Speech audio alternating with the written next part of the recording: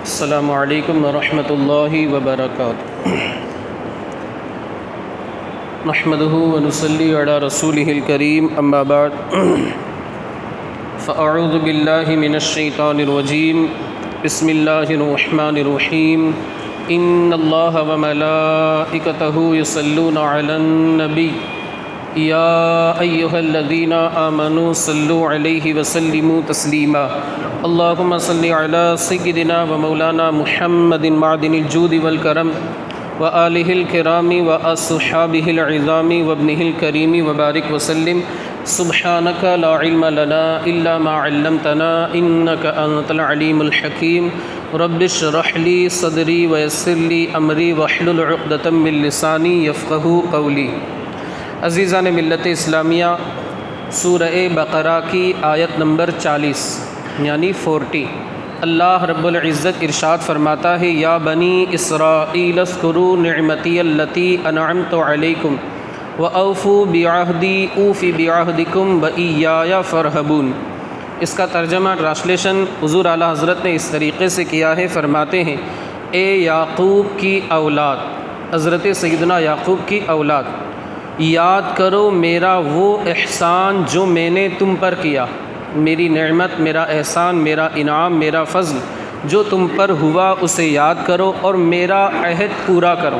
عہد، وعدہ، میثاق، میں تمہارا عہد پورا کروں گا، یعنی تم نیک کام کرو، اطاعت کرو، ایمان لاؤ، میں اس کی جزا دوں گا، بدلہ دوں گا، صلہ دوں گا، اس کا ثواب تمہیں عطا کروں گا۔ آگے فرمایا، اور خاص میرا ہی ڈر رکھو، یعنی اللہ فرماتا ہے کہ مجھ سے ہی ڈرو، میرے علاوہ اور کسی سے مت ڈرو، دنیاوی معاملات ہو، دینی معاملات ہو، ہر چیز میں مجھ سے ڈرو۔ مفسرین کرام فرماتے ہیں کہ سورہ بقرہ کی شروعات ہوئی، اللہ نے تیسرے رکوع میں ارشاد فرمایا، یا ایھا الناس اعبدوا ربکم الذی خلقکم والذین من قبلکم لعلکم تتقون۔ وہاں پر جو خطاب تھا، بات جو تھی، کلام جو تھا، وہ سارے لوگوں سے تھا، عام لوگوں سے تھا۔ فرمایا گیا، یا ایھا الناس اعبدوا، یعنی اے لوگو اللہ کی عبادت کرو۔ سارے لوگ اس میں مراد تھے، خاص لوگوں کا اس میں ذکر نہیں تھا۔ مفسرین کرام فرماتے ہیں، یہ آیت نمبر 40 سے لے کر کے آیت نمبر 150، سورہ بقرہ میں ٹوٹل 286 آیت ہیں۔ مفسرین کرام فرماتے ہیں، آیت نمبر 40 سے لے کر آیت نمبر 150 تک خاص طور سے قوم بنی اسرائیل کو خطاب ہے، انہی سے اللہ نے خطاب فرمایا ہے، ان کی ترقی کا ذکر ہے، ان کے زوال کا ذکر ہے، اور اللہ نے ان کی ترقی، عروج، زوال وغیرہ بتا کر امت مسلمہ کو یہ بات ارشاد فرمائی ہے، اس بات کی تعلیم دی ہے کہ اگر تم، ان کی زندگی تمہارے سامنے ہے، انہوں نے اللہ کا شکر ادا کیا، انہیں نعمتیں ملی، اور اگر ان لوگوں نے اللہ کی نافرمانی کی، ناشکری کی، تو پھر منہ کی کھائی اور دنیا میں بھی ذلیل ہوئے، آخرت میں بھی اس کا انہیں عذاب ملنا ہے۔ انہوں نے اگر کانٹے بوئے تھے تو کانٹے ہی ملے، تو اسی طرح اے امت محمدیہ، اے امت مسلمہ، اگر تم کانٹے بوؤ گے تو اس کی جگہ تمہیں آم نہیں ملیں گے، بلکہ کانٹے بوؤ گے تو کانٹے ہی ملیں گے۔ مطلب جیسا کرو گے ویسا بھرو گے، جیسے کہا بھی جاتا ہے جیسی کرنی ویسی بھرنی۔ تو بنی اسرائیل کا قرآن مقدس میں مختلف مقامات پر الگ الگ انداز میں ذکر ہے۔ مقصد یہی ہے کہ تم ان کی زندگی میں اتار چڑھاؤ، عروج، ترقی، زوال، پستی، یہ ساری چیزیں دیکھ کر کے اپنی زندگی کا بھی ایک ہدف اور مقصد، گول متعین کرو کہ ہمیں کس طریقے سے جینا ہے، اللہ و رسول کی اطاعت میں کس طرح ہمیں زندگی کے شب و روز گزارنے ہیں۔ اب یہ جو بنو اسرائیل آپ حضرات بار بار سنتے بھی رہتے ہوں گے، اور آج کل ایک باقاعدہ اپنے آپ کو ان لوگوں نے ایک ریاست بھی قرار دے دیا، ملک قرار دے دیا، کنٹری قرار دے دیا ہے اسرائیل، آپ جانتے ہیں۔ تو یہ ہے کیا؟ اس کے تعلق سے میں آپ کو بتا دوں، حضرت سیدنا ابراہیم کی اولاد تو کئی تھی، ان میں سے 2 بیٹے مشہور تھے، حضرت سیدنا یعقوب، حضرت سیدنا اسماعیل، اور حضرت سیدنا اسحاق علی نبینا وعلیہ الصلاۃ والتسلیم۔ اب حضرت سیدنا اسماعیل کی اولاد الگ تھی، حضرت سیدنا اسحاق کی جو اولاد تھی ان میں حضرت یعقوب علی نبینا وعلیہ الصلاۃ والتسلیم میں تھے، اور انہی یعقوب کی جو اولاد تھی انہی کو بنی اسرائیل کہا جاتا ہے۔ بنو کا مطلب ہوتا ہے اولاد، اور اسرائیل کا جو مطلب ہوتا ہے وہ میں بھی آپ کو بتاتا ہوں۔ یعقوب کو یعقوب کیوں کہا جاتا ہے؟ تو مفسرین کرام فرماتے ہیں اصل میں یہ 2 جڑواں بھائی تھے، ایک تو یعقوب اور ایک ہے عیس۔ تو جو عیس تھے وہ پہلے پیدا ہوئے اور جو یعقوب تھے وہ بعد میں پیدا ہوئے۔ تو بعد میں جو ہوتا ہے اس کا مطلب یعنی اس کا نام ہی یعقوب ہوتا ہے، یعنی بعد میں آنے والا۔ جڑوا تو دونوں تھے لیکن پہلے بھائی کی ولادت پہلے ہوئی تو اس لیے انہیں عیس کہا جاتا ہے، اور بعد میں حضرت سیدنا یعقوب کی ولادت ہوئی اسی لیے انہیں یعقوب کہا جاتا ہے کہ بعد میں آنے والے۔ اب انہیں اسرائیل کیوں کہا جاتا ہے؟ چونکہ انہی کی اولاد کو بنو اسرائیل کہا جاتا ہے اور ان کا لقب ہوا اسرائیل۔ مفسرین کرام فرماتے ہیں کہ ان کے جو والد گرامی تھے یعنی حضرت سیدنا اسحاق علی نبینا وعلیہ الصلاۃ والتسلیم، ایک مرتبہ وہ عبادت کے لیے گوشہ نشینوں کے کونے میں چلے گئے اور اپنے جو صاحبزادے تھے یعنی حضرت سیدنا یعقوب ان کو دروازے پر کھڑا کر دیا کہ خبردار کسی کو اندر آنے مت دینا، میں اللہ کی عبادت میں مشغول ہوں، بندگی میں مشغول ہوں، ریاضت میں مشغول ہوں، اگر کوئی آئے گا ڈسٹرب ہو جائے گا، ظاہر سی بات ہے کسی کے آنے کی وجہ سے عبادت میں پھر دل نہیں لگتا۔ اب وہ دروازے کے اوپر کھڑے ہو گئے، یہاں تک کہ ایک مقرب فرشتہ آیا حضرت سیدنا اسحاق سے ملاقات کرنے کے لیے۔ اب یہ حضرت یعقوب تھے، والد گرامی نے کہا تھا کسی کو آنے مت دینا۔ حضرت یعقوب نے روکا کہ خبردار اندر جانے کی اجازت نہیں ہے۔ تھوڑی سی آواز بلند ہو گئی اندر، حضرت سیدنا اسحاق علی نبینا وعلیہ الصلاۃ والتسلیم کو آواز گئی، باہر نکلے دیکھا کہ اللہ کا مقرب فرشتہ ہے، فوراً پہچان لیا۔ حضرت یعقوب سے فرمایا خبردار یہ اللہ کے مقرب فرشتے ہیں، انہیں آنے دو، یہ مجھ سے ملاقات کرنا چاہتے ہیں۔ اب فرشتے نے دیکھا کہ واقعی باپ کی خدمت تو کما حق ہو حضرت یعقوب نے ادا کر دی۔ اسی وقت فرشتے نے یہ لقب عطا کیا کہ یہ اسرائیل ہے۔ اسرا کا مطلب ہوتا ہے بندہ اور ایک اسرا کا مطلب ہوتا ہے برگزیدہ، اللہ کا محبوب، اللہ کا پسندیدہ، اللہ کا چاہا ہوا، اللہ کی بارگاہ کا مقرب۔ اسی وقت فرشتے نے یہ لقب عطا کیا، اسرا کا مطلب بندہ، اور ایل یہ عبرانی زبان کا لفظ ہے، اس کا مطلب ہوتا ہے اللہ رب العزت کی ذات۔ اب اس کا مطلب ہوا اللہ کا برگزیدہ بندہ، اللہ کا محبوب بندہ۔ یہ فرشتے نے لقب عطا کیا کہ یہ بندہ اپنے باپ کی اتنی دلچسپی کے ساتھ خدمت کرتا ہے، یقیناً یہ بندہ اللہ کی بھی عبادت اس سے کئی گنا بڑھ کر کے کرے گا۔ جب باپ کی اتنے اچھی طریقے سے خدمت کرتا ہے تو اپنے رب کی عبادت انشاءاللہ اس کے مقابلے میں اور زیادہ بہتر طریقے سے کرے گا۔ اب چونکہ فرشتے نے لقب عطا کیا تھا تو فرشتے کے نام کے طرز ہی پر وہ لقب بھی عطا ہوا، جیسے حضرت جبریل، اسرافیل، میکائیل، عزرائیل، تو اسی طرح حضرت یعقوب کو بھی فرشتوں کے نام کے طرز ہی پر لقب عطا ہوا، یعنی اسرائیل۔ جبریل اور اسرائیل یہ دونوں آپ دیکھیں ملتے جلتے، دونوں کے آخری میں ایل ہے، یعنی اللہ رب العزت کا نام ہے۔ تو یہ حضرت سیدنا یعقوب کو لقب ملا اسرائیل، اور انہی کی اولاد کو بنو اسرائیل یعنی اسرائیل کی اولاد کہا جاتا ہے۔ آیت کریمہ میں فرمایا نعمت کا ذکر کرو، میں نے جو تم پر انعامات فرمائے۔ مفسرین کرام فرماتے ہیں کہ اللہ نے قوم بنی اسرائیل پر بہت سارے انعامات کی بارشیں نازل فرمائے، جیسے فرعون سے نجات دی، اسی طرح فرعون کو غرق کر دیا، اور جب حضرت موسیٰ علی نبینا علیہ الصلاۃ والتسلیم اور آپ کی قوم جب نکلی، اللہ نے سمندر میں راستہ بنا دیا، فرعون آیا وہ ہلاک ہو گیا۔ یہ بھی اللہ کی ایک نعمت ہے کہ اللہ نے قوم بنی اسرائیل کے لیے حضرت موسیٰ کے صدقے میں راستہ بنا دیا، اور حضرت موسیٰ اور آپ کی قوم کا بڑا سب سے دشمن جو تھا فرعون، اور اسے ہلاک کر کے حضرت موسیٰ اور آپ کی قوم کو نجات دی۔ یہ ایک دوسرا انعام۔ تیسرا انعام کہ منہ و سلوہ اترتا تھا۔ آج کل کیا ہوتا ہے کہ ہمیں کھانا اگر کھانا ہے، ایک لقمہ اگر ہمیں گلے کے اندر ڈالنا ہے، حلق کے اندر ڈالنا ہے، پیٹ کے اندر ڈالنا ہے، تو بہت سارے مراحل ہیں۔ پہلے تو کھیتی ہوگی، وہ گیہوں بنے گا، اس کی صفائی ہوگی، کٹائی ہوگی، ہمارے گھر پہنچا، پیسیں گے، روٹی بنائیں گے، توے پہ سینکیں گے، ڈبے میں رکھیں گے، پھر اس کے بعد ہم کھائیں گے، چبائیں گے، اٹھائیں گے، پھر جا کر کے وہ ہمارے پیٹ میں پہنچے گی۔ لیکن قوم بنی اسرائیل کے لیے ساری چیزیں نہیں تھیں، بس آسمان سے منہ و سلوہ اتر جایا کرتا تھا۔ ایک چیز آتی ہے جسے کھبی کہا جاتا ہے، مشروم بھی جسے کہا جاتا ہے، اور اسے کچھ لوگ سانپ کی چھتری بھی بولتے ہیں، اور اٹالین پیزے کے اوپر اسے ڈالا بھی جاتا ہے۔ بہت سارے لوگ سوال کرتے ہیں کہ کیا کھانا جائز ہے؟ یاد رکھیں حدیث پاک میں آتا ہے کہ جو کھمبی ہوتی ہے، آپ میرے حساب سے سمجھ رہے ہیں، جس کو مشروم بولتے ہیں، کھمبی بولتے ہیں، کچھ لوگ اس کو سانپ کی چھتری بولتے ہیں، یہ مطلب بغیر درخت کے ہم کو یہ پھل ملتا ہے۔ جب بارش ہوتی ہے تو پترے وغیرہ کے اوپر آپ دیکھیں گے تو آپ کو یہ سبزی مل جائے گی، پھل تو نہیں کہہ سکتے اس کو، سبزی ہم کہہ سکتے ہیں، آپ کو مل جائے، اس کا کھانا جائز ہے۔ اور پیزے وغیرہ کے اوپر ڈالا بھی جاتا ہے، اسے جو ویجیٹیبل پیزا ہوتا ہے اس کے اوپر اسے ڈالا جاتا ہے۔ ہم ساتھ میں تھے عمرے کے اندر تو مطلب سعودی ایئر لائنس کے اندر یہ پیزا ملا بھی تھا. خیر میں ایک بات مجھے یاد آئی وہ حساب سے میں بتا رہا ہوں. تو اس کا کھانا جائز ہے. بات جو چلی تھی وہ منا سلوا سے. حدیث پاک میں آتا ہے کہ کھمبی کھاؤ, اس سے آنکھوں کی روشنی میں اضافہ ہوتا ہے, اور اللہ رب العزت نے قوم بنی اسرائیل کے اوپر جو منا و سلوا اترتا تھا اس کا ایک حصہ اسی کھمبی کے اندر, یعنی جسے ہم مشروم کہتے ہیں, من و سلوا کا ایک حصہ اسی مشروم کے اندر رکھا ہے. تو اسے آپ کھائیں, استعمال کریں. اگر سنت کی ادائیگی کی نیت سے حدیث پاک پر عمل کرتے ہوئے اسے کھائیں گے تو انشاءاللہ ثواب بھی ملے گا اور آنکھوں کی روشنی میں اضافہ بھی ہوگا اور فائدہ بھی ہوگا.